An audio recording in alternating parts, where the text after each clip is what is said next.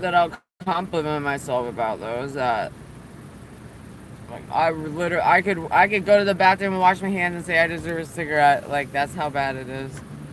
And so like last night I was talking to this girl or whatever, and then I was like doing a delivery or whatever like that, and I said, "Oh, I can have a cigarette or whatever." It's like, you know, a week ago I was going 8 hours without a cigarette, and I went back to like my whole thing where it's like, "Oh, I just washed my hands, like I can have a cigarette." It's like I need to chill out with that shit because I actually really enjoy like how I like my body craving for nicotine, and then I like it starves itself for nicotine, and then when I feed it nicotine, it just feels really good.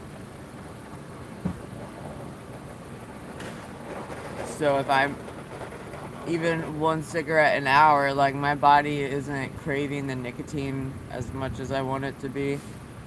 So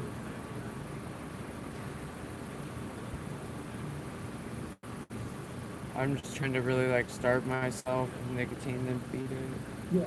then feed myself. It's like, well, do you think that's a healthy relationship to have with your body? And it's like, well, it's my body.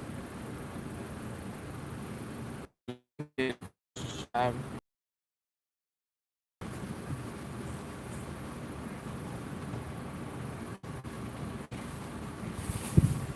your body craving nicotine just a little bit. I don't think that's too harmful.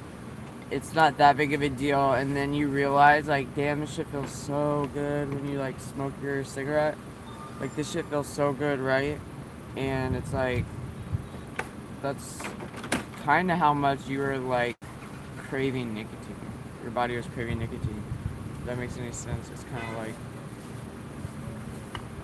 two sides of the coin, and it's like, well, it's really easy for me to like deal with that then. Which have you really ever heard of anyone that's like really addicted to nicotine? Like somebody that would just die if you cut them off from nicotine or whatever? Probably not.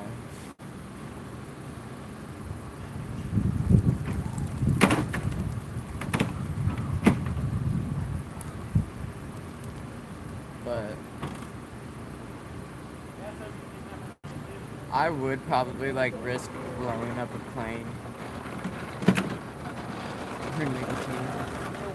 Because I just think that when you go into them bathrooms in the airplanes, that like people smoke cigarettes in there.